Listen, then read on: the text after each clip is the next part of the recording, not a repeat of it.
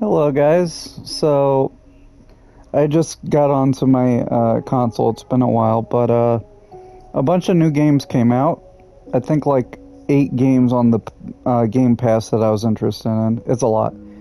And I'm gonna start playing them. I have no idea about these games, what they're about, really.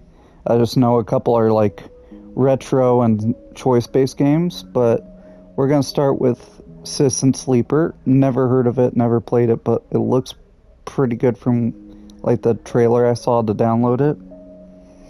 Um, so it's kind of blind, so we'll be going through this together. Uh, the I probably won't get through it in one playthrough because I'm a collector guy, so I don't really speed through games. So this might be a couple different playthroughs, and my videos will be capped at 1 hour. I might stop them a little early at certain like stop points, checkpoints, whatever you want to call them. So, but we'll see how this goes. Character class. An operator works with drones and high-precision remote machines to perform complete tasks from a distance. Sleepers assigned to operator work are usually cerebral and precise people. Perk, chance to gain cryo on interface actions. To get plus interface but less endurance. Huh. Extractors. Extractors work on resource extraction. Sorry. Words. Often in hard vacuum environments, sleepers assigned to extractor work are often confident, self-sufficient, and have a high level of endurance. They have photosynthetic skin. Sunbathe dice action allows energy recovery at home. That reminds me. So what I've seen of this game, the only thing I've seen is it's based on dice rolls. So I like that. It's like random chance rolling dice. I love that kind of stuff. So better strength or strength of will, but less awareness. There's only 2? Oh, there's 3. Okay. And the machinist. A machinist repairs and modifies automated systems using an industrial resource extraction. Sleepers assigned to machinist work are usually diligent, careful, and structured people. Chance to gain a random scrap item on engineer actions. So, work better with machines and physical tools, but I'm less likely to approach a problem head on. So I have absolutely no idea what this game will be or how this will go out. So I'm kind of going blind. I don't know if I like strength or head on. I usually try to like manipulate stuff in games. So I'm either between that or the machinist, the operator or machinist. I might just do this. I'm gonna avoid stuff. I'm gonna be the machinist.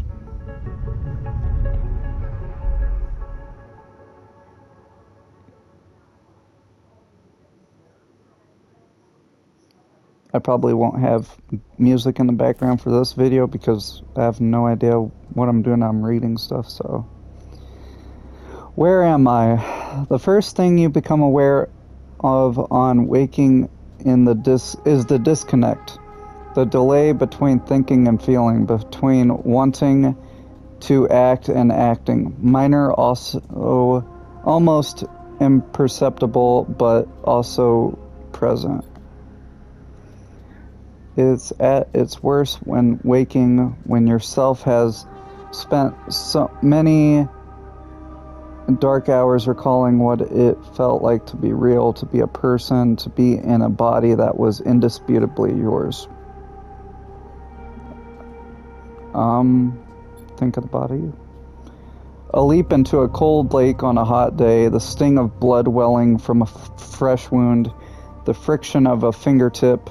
All of a sudden, the memories are closer than you thought, blurring as you approach until you can't tell one thing from another.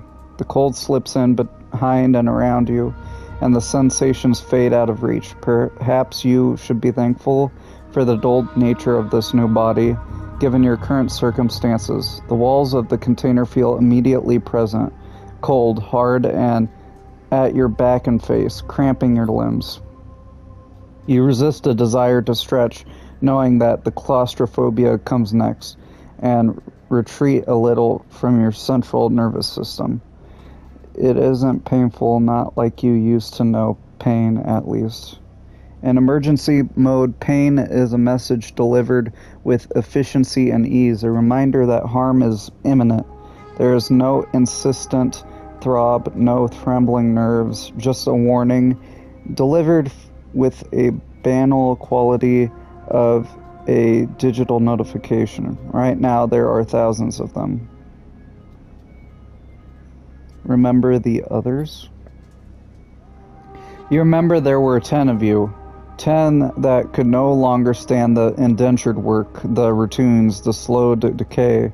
10 whose belief in their promised future was slowly dismantled day by day until they realized they had sold away everything that could and would ever matter. 10 that would escape or at least die trying. Some were lost in the shaft, others never found the meeting point. Only a few made it to the containers, but the freighter, as far as you know, left.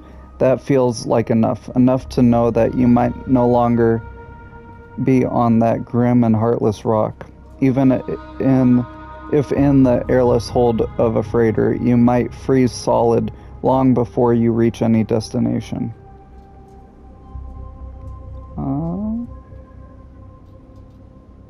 Try to rest. But you are restless. It has been a long time since you left. Surely weeks, maybe months. You are dully aware of the damage to your legs, your right arm. You have been reserving energy as much as possible, but your body has still needed to shut down many of its systems to protect you. You have spent much of that time asleep, knowing that anything else would be impossible to endure. You feel the weight of the impossibility begin to gather. It is time to sleep again, to nudge that false body into inducing delta waves in your emulated mind, and once again recoil into a dream of when you were once a person. Time passes, the cold creeps further in, you feel something. Warmth, not true warmth, but the indication of its presence. Your joints release from their rigor, sound too everywhere, screeching and shimmering so loud that your body ducks your hearing to protect its sensors. Then light, white as the cold, softer and softer until in a haze of dirty yellow a figure appears. You are out. Interesting.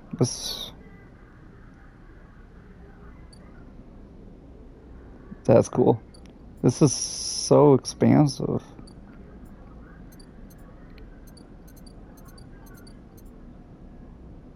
Okay, I guess I don't know anything. Dragos, pragmatic salvager. It's been a few days since Dragos pulled you from the container. You sit huddled in a corner of his scrapyard, swaddled in the reflective folds of a mylar blanket. You are slowly coming back to consciousness, back to life, and you stare at an ornately curving element of an improvised heater.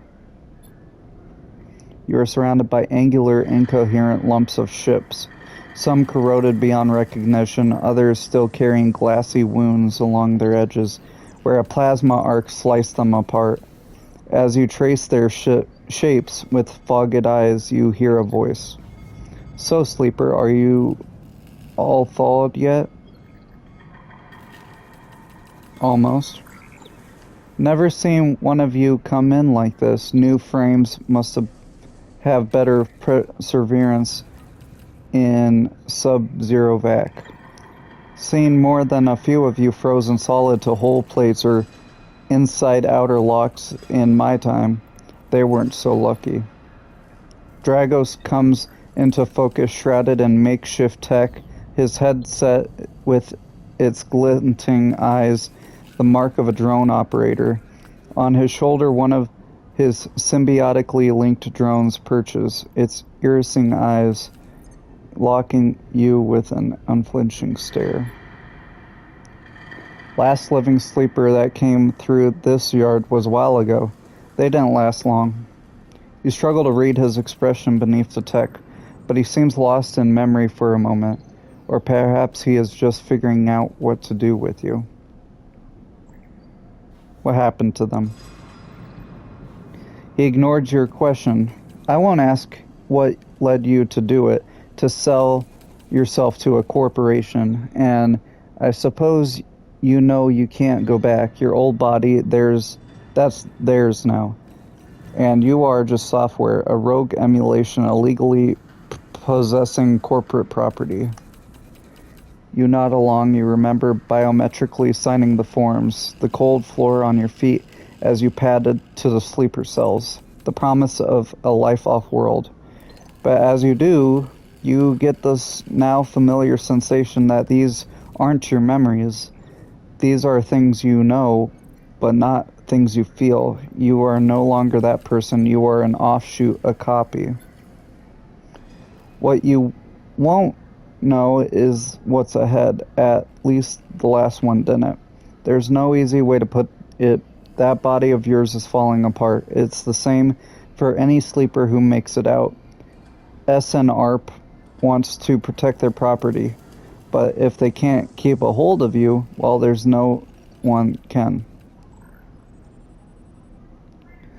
You remember that too, or at least rumors of it from other sleepers. Planned obsolescence.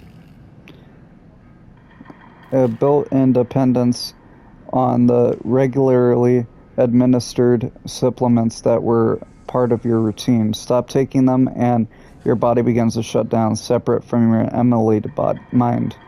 How long has it been? How long do you have? So was it like Jason Bourne? But for now, sleeper, you are one of the lucky ones. Dragos glances up and away towards the glassy dome of the yard. The eye is the best place you could be right now. The eye? The station you'll see soon enough.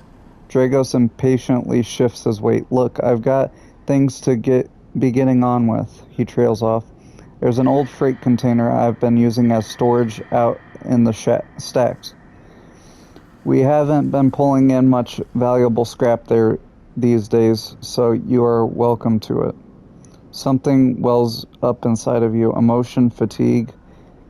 You shakily get to your feet. Alright, you head on up there. You look like you need some rest, and with that, Dragos stalks back into the wrecks, his drones already converging on a rusting hulk. Plasma flashes silhouetting his spindly figure as he returns to work. Welcome to Erland's Eye. Life on the Eye runs in cycles, during which you can talk to characters, explore areas of the station, and perform actions. At the end of each cycle, you need to head to your current home to rest. Resting will move time forward on the station. Okay. So it's like a time system. My home for now. All cycles need to end, rest and prepare for the next one. Okay. Interessante.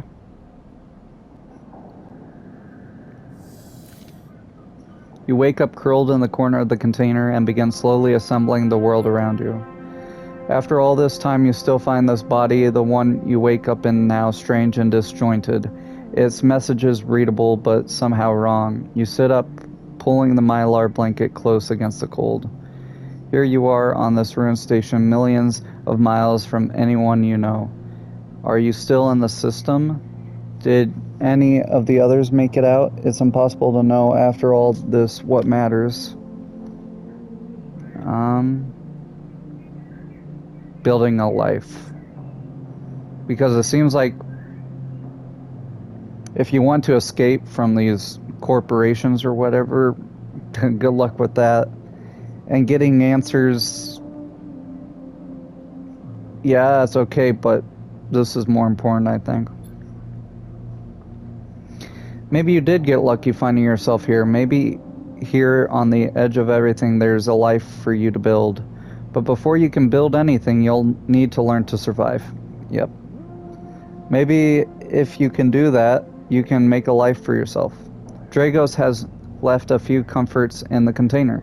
The mylar blanket, the bedroll you slept on, a canister of water, a makeshift electric stove, and some faded sachets of some desiccated powder. You thumb the power stud of the stove and begin to boil the water. The contents of the sachets smell like damp wood, and you sprinkle them into the liquid. As the pungent smell watches over you, images of your restless sleep come back to you, a ring like the station, but skeletal and ghostly, a web of threads pulling at your skin, a constellation of bright, polygonal shapes like angular suns burning into your mind. There's something unpleasantly visceral about these images, and it is long after you've finished drinking before they begin to fade. You tidy away the stove as best you can, and try to gather enough energy to greet the day.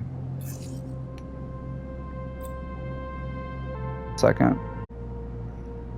I think I should be able to be heard over the music. If not, you can read. So, condition represents current state of your artificial body. It depletes by one segment each cycle, but can also be damaged by violence, injury, or lack of food. If your condition bar empties, you will suffer a breakdown. You'll have to figure out how to recover your condition now that you no longer have access to corporate pharmaceuticals that were keeping you alive. Action dice. At the start of each cycle, you'll roll your action dice. These dice can be used to perform actions on the station. The number of dice rolled is based on your current condition. The worse, the fewer dice you have. Once you have used your dice, you cannot take any further actions and must rest to recover them, ending this current cycle. Energy. You also need to eat to survive. This is your energy bar. You can refill it by eating, but first you have to find somewhere to get food. Your energy depletes by 2 segments each cycle. If it becomes empty, you will be starving. When starving, energy loss becomes condition loss, and your condition will deplete at double the rate per cycle. Okay. So basically, eat and don't screw up. Do I have to... Okay. Dragos is standing in the corridor when you close up the container. He is wearing his headset, and in the harsh light of the corridor, you realize it is implanted. A drone sits on his shoulder, its cache of sensor eyes rapidly irising. How are you feeling? Wonder if that's how he sees us through his drone. Okay. The drone chirps. Good to hear. You notice that beneath the operator's rig, his skin is marked by burns and blotches. I know the container isn't much, but it'll keep you safe. He pauses. So, I'm not gonna chit-chat too long. You well enough to work? Work? Look, I'll be honest with you, Sleeper.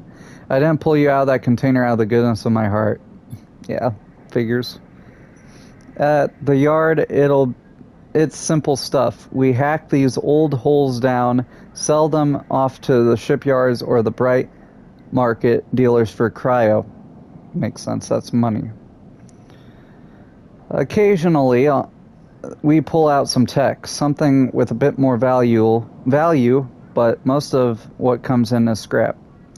It's hard to find good hands here, but I figure as a sleeper you'll be used to the manual labor, and obviously I'll slip you a few chits of commission based on what you turn up.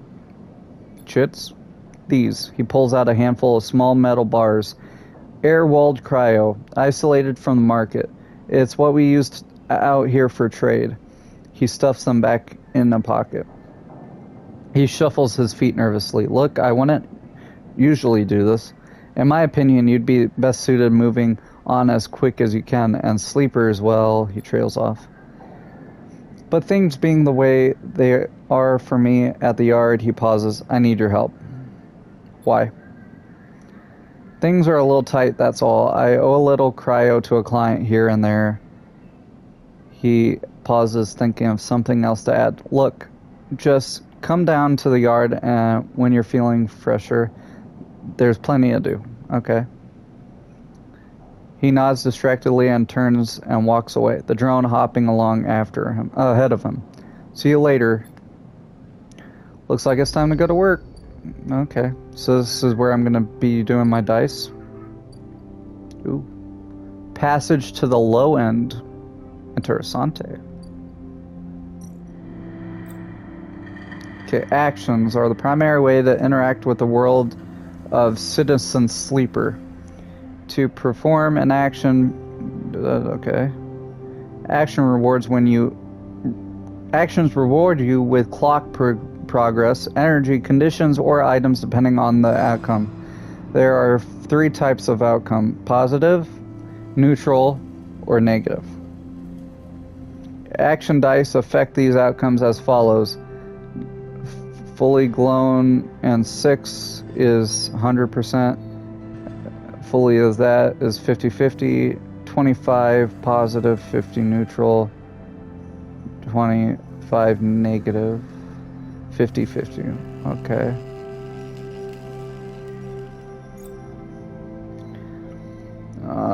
Actions display type, risk level, and the skill and modifiers that apply to the action. Either critical or repeatable. Critical actions can only be performed once. Either safe, risky, or danger. No loss of condition. Negative outcome means cryo or energy loss. Negative means condition loss. Neutral means cryo or energy loss. The skill that this action requires either engineer, interface, endure, intuit, or engage. Modifiers are either -1, 0, +1, or +2. This is added to the action dice when slotted and improves its value. Some actions require a +1 to perform. Okay. So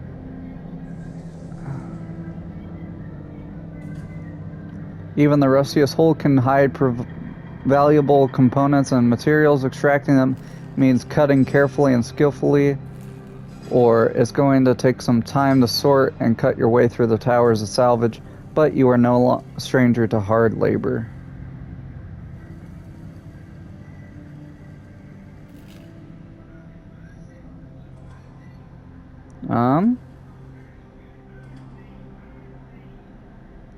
I mean, I got +1 to this, so that's a 50-50. No, it's a 75-25. That's 100% positive. Oh, okay, it automatically calculates.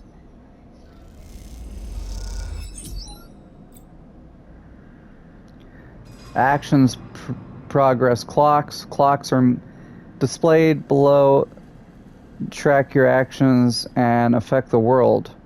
Filling a clock means something good or bad is about to happen. Some clocks, such as the one tracking Drago's debt, are cycle clocks. These clocks tick themselves once each cycle and can complete without player input. Okay. So, a debt called in. Drago is tied up in something ugly. If he misses a payment or two, things could get nasty, so he might get killed or something. But if I do back in business, every salvager knows they are always just one lucky haul away from their next payday. So, that would help both of us.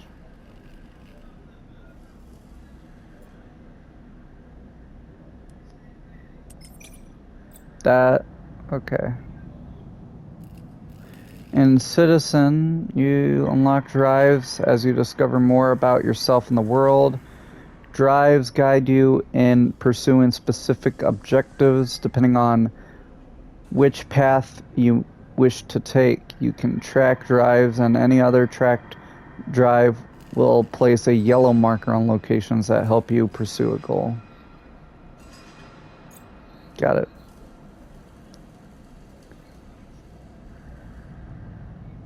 You are now free to explore. Try tracking a drive to help you survive. Look for food to keep your energy up and a way to recover condition. Fill clocks to progress stories and find new opportunities. Remember, end the cycle at your home when you are out of dice. Okay.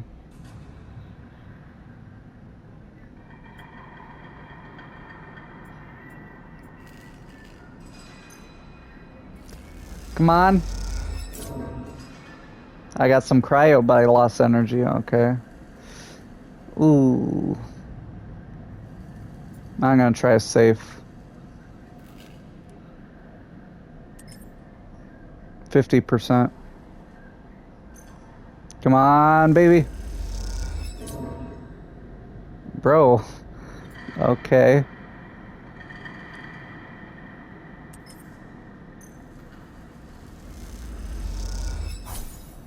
There we go.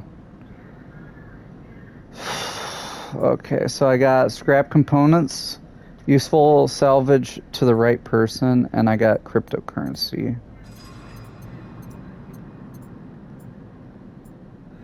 Okay. Find a doctor. You need to access corporate pharmaceuticals, otherwise this escape attempt will come to a rapid end.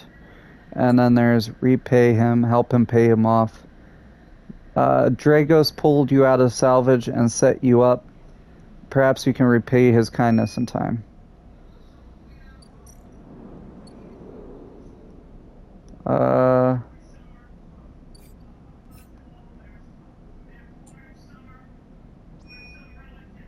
Where's the doctor? Here?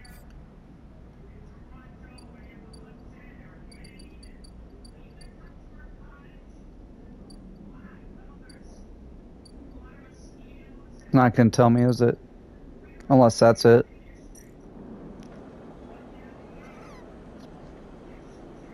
Okay, so there's different things. Okay. So the bright market is the busiest part of the eye's lower rim. You can find anything and everything here. Probably a doctor.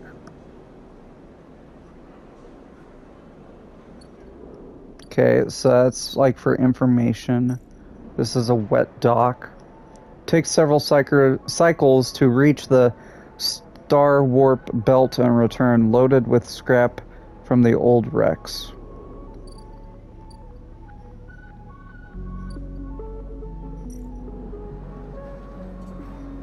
Dock Watcher, gain to know the Rotunda doesn't just mean new places to visit, it also means keeping your eye on new arrivals too, or watch list. Run Havenage run the Rotunda, and their security watches the docks. Better to avoid attracting their attention. Okay, so it's like become a police and also avoid the mafia.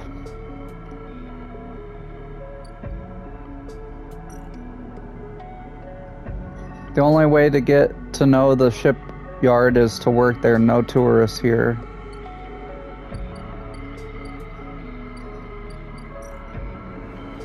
Whoops, sorry. This is weird to navigate. Helion Crossing. Merchants willing to run the gauntlet of the Helion system are rare, but those that do always return, eventually. So it's like risky for this one, and it's not as risky, but takes super long. And then there's the scrapyard. And then there's like to go further down that way, but okay.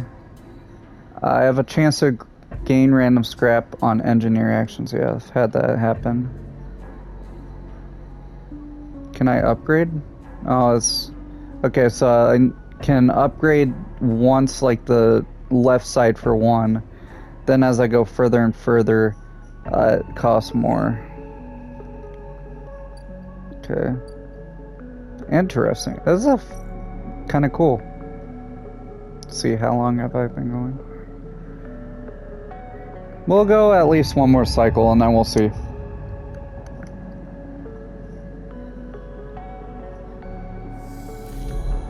Oh, I'm starving. What? Did I die already? I hope I didn't die already. This time you don't wake up. Instead of the ghost of the station, that shifting skeletal ring surrounds you. For a moment you are gone, absent from your own body, stretched out across a colorless void. Then the connections begin to establish themselves, threads tugging at the edge of your mind. These threads become vectors of exchange and then extensions. As you feel your thoughts slipping away down them, dissolving into millions of distributed nodes. They connect to... You see the station. No, you feel the station, like a web of texture in a smooth black liquid. Observe it. I don't want to touch it. Even though you have no eyes, no sight, you can see/feel the map of the station. No, not the map of the station, but the map of its connections. It is a looped cloud with spokes and spires that jut out into space. It is an ingrown thing full of obsolete loops and severed pathways. It is a system, a map, and a territory all at once. You notice a tugging feeling pulling at you insistently, as if it were a small child. Somehow it is pulling you in two directions at once. You look down. All of a sudden, everything shuts off. You come back trembling to your unfamiliar body, both yours and not yours all at once. You can find yourself standing in the container, eyes now open to the dark steel walls. You feel a change within you, a shift. You close your eyes for a second, and you feel it waiting there. The station splayed out across your mind, a storm of connective nodes, waiting to be explored, and then it is gone. Okay. That was interesting. I'm gonna go to the market, see if I can get food. So I can either ask for directions or explore the market. This is danger. This is engage. Yeah, not a good idea. Why wander when there are hundreds of people that live and work within the bright market? All you need is the courage to approach them. Or the smells, sounds, and buzzing activity of the bright market makes it a dizzying place to wander, but an enticing one too.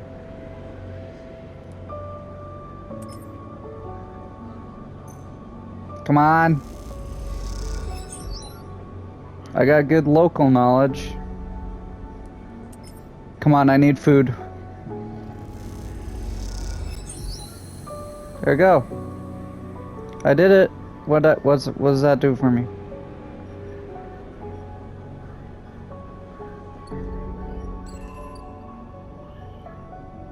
Plus drive. Build a ship mind. You heard talk of a fabricator owned by the Ort Exchange. With that and a few fragments, you could build a ship mind core. A what? That doesn't help me out. Food! Food, food, food! I see food. Yes, a street food vendor. Amphis is busy, his broad face uplit by the makeshift gas burner in front of him. With precise, delicate movements, he lays thick chunks of marinated fungus into a dented wok, his other hand idly tossing a metal bowl of sliced vegetables in some red-flaked dressing. The smell is incredible. You watch as he fulfills a set of orders, heaping the fungus with the bright salad and depositing it in plastic trays. A stack of chits rattles in his apron pocket as customers file past the burner, handing over payment. I'll watch. Despite the queue, Amphis doesn't rush. He dresses each portion individually, squeezing precise slugs of liquid from an assortment of bottles into the bowl of torn leaves and bright slices before tossing them loosely together. Occasionally, a waiting customer might mutter something about efficiency, but Amphis remains steady in his process.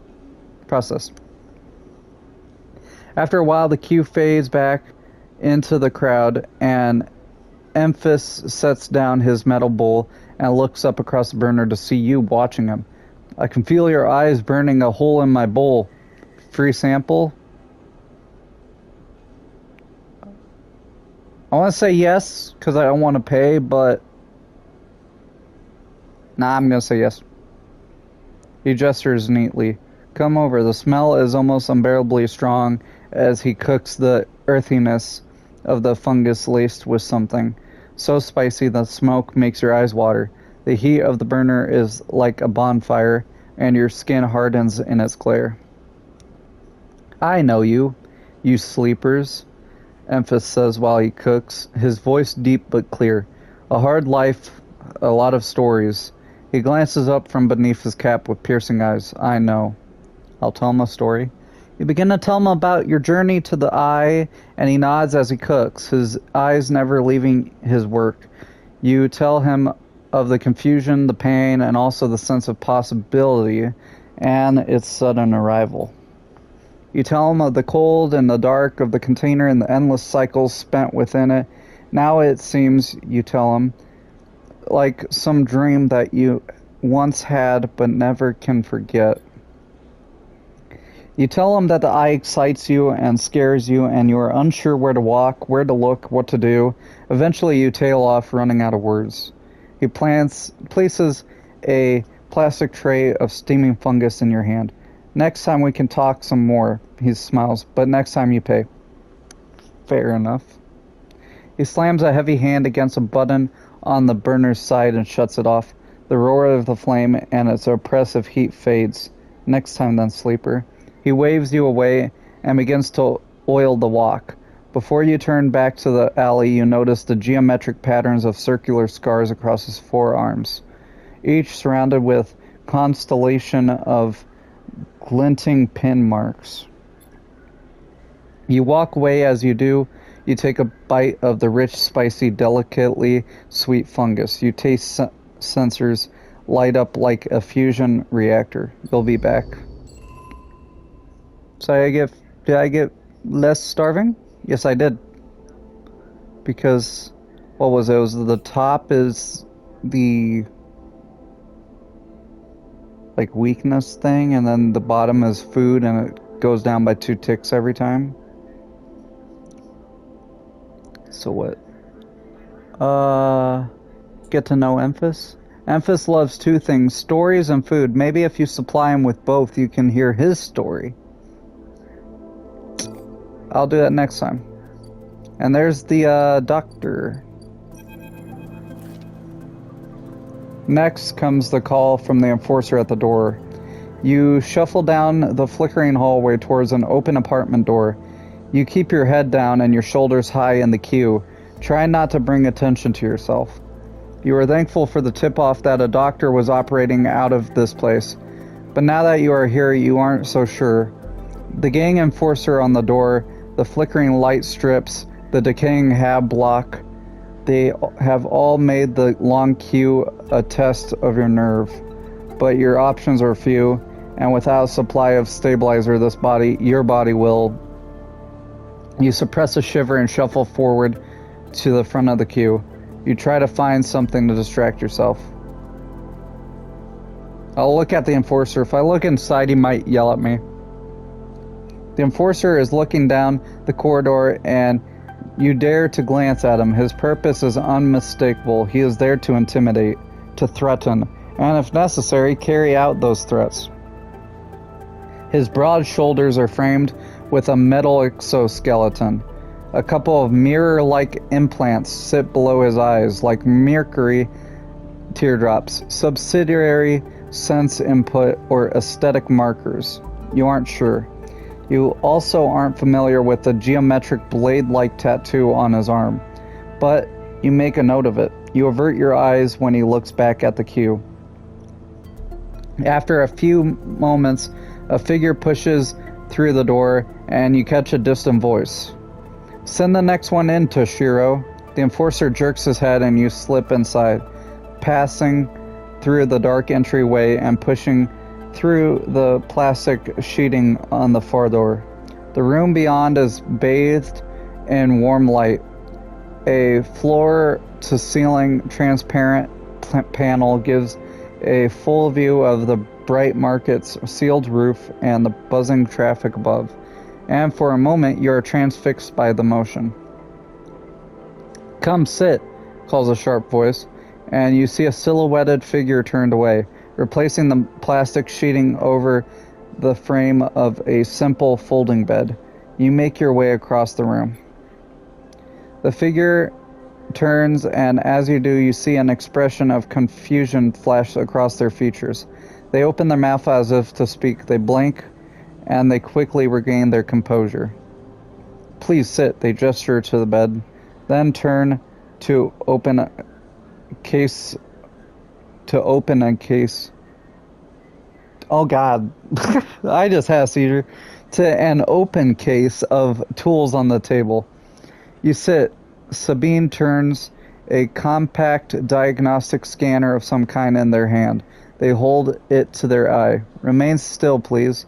Their tone is clipped and businesslike. You stare ahead, still dazed from their expression when you first entered. Fear, recognition, sadness, unmistakably etched across their face. "How long have you been on the station?" they ask, the scanner still to their eye. A few cycles. They nod. "It's good you came to me." They set the diagnostic scanner on the table. "I'm going to start by assuming you don't know anything." They then take your arm and roll up your sleeve, inspecting your synthetic skin. "Your body is dying," they say it without ceremony, without drama, but not without empathy. SN ARP doesn't like to see its proprietary technology let loose, to prevent bodies like yours, frames as they call them, from being stolen, repurposed, or in your case, escaping. They built in a process of so-called planned obsolescence. What's it called? Obsolescence? That's a weird word. Frames decay rapidly when not regularly injected with stabilizer, one which SN ARP remains the sole producer of. They look up. Sound familiar? "How do you know this?" They shift in their seat. "You aren't the first sleeper I've encountered." You wait for more, but they go back to inspection. They swapped to your other arm, running some thin metal device over your skin. You feel your forearm tremble. "I'm sorry," Sabine says, and you are unsure if they mean for the cold touch of the metal or everything else. Emulations like you, sleepers as most people know you, aren't classified as people in any other surrogate systems. You have no rights, no status. They focus hard on the inspection of your arm, and SN ARP has no reason to release stabilizer into the market. Sabine looks up as if to apologize again, but then stop themselves. "I know little of this is of use to you." They turn away, disassembling the metal instrument and cleaning it. Silence fills the room as Sabine works, and then the silence gives way to tension. You stare at their back, willing them to say something, anything. Sabine turns to face you. "I may be able to help," they sigh as they see the darkness under their eyes. Hear the fatigue in their voice. They gesture to the door. "You saw Toshiro outside?" You nod. "He works for my benefactor, Yatagan. They are influential in the low end. They give me this space to work, run the door, and take up profits. At the same time, I have to fix up their enforcers, tend to their implants, sew up their wounds." They look away. "But Yatagan has connections. Smugglers from the Starward Belt. Mercenaries working for the corporations on Ember. If they can source the stabilizer, maybe you will have a better chance." Sabine sits down their slate, their notes complete. This is dangerous, and it'll be expensive, but I think we can do this. Why help me?" Sabine walks away to the window, their face dappled by the shadows of passing drones. Let's just see if this works first. I'll let you know when I have a lead. You nod and leave. Sabine's still staring, unmoving. When you reach the lower level of the market, you look back up through the panels of the roof to see if you can see their face, but the room looks dark against the lights of the market. You duck your head and walk off into the crowd. Okay, so I gotta wait. How long do I gotta wait?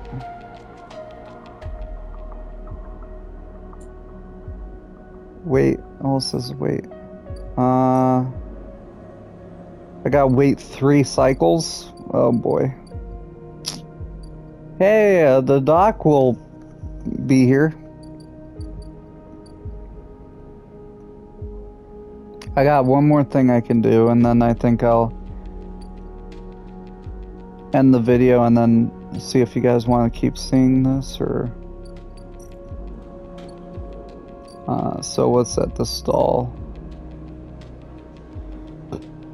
Okay, so it's 15 for food. And it'll take 4 times of eating to get it.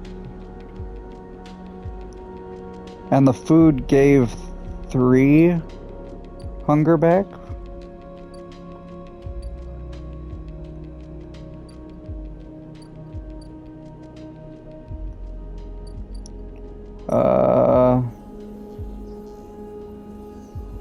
There's an old ship mine fabrication stack in the back of the market, but only trusted traders get access to it.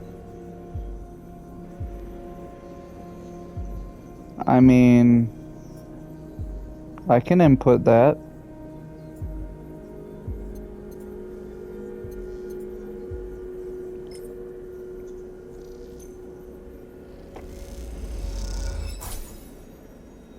Okay.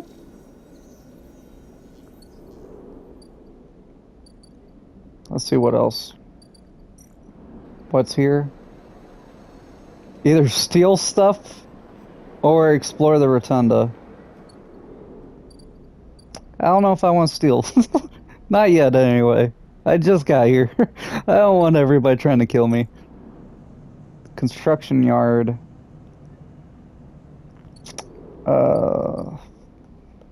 Okay, let me see.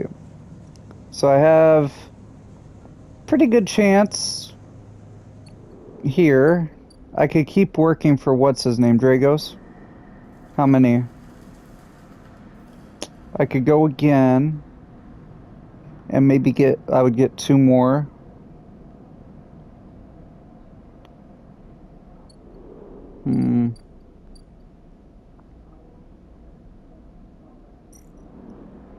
And this is just waiting for these guys to come in. Do I have to wait? Do I have to, like, spend something, go? Yeah, I have to pay a toll. Oh. Ugh. That's nasty. I'm gonna try to help Dragos a little bit. I want to try to just get this out of the way, because he might give me something really good. And I got 50-50. Either way... Okay, yeah, so it's like risky. If I get neutral, I lose something. But it's not as bad as the other one. The hard. Balls. Let's go! Okay, I got 15 cryo. Okay. Yeah, so I'm gonna have to sleep again, end the cycle. But yeah, that was the first video of, what's this game called again? Sorry, Citizen Sleeper. Yep. I like this game pretty far.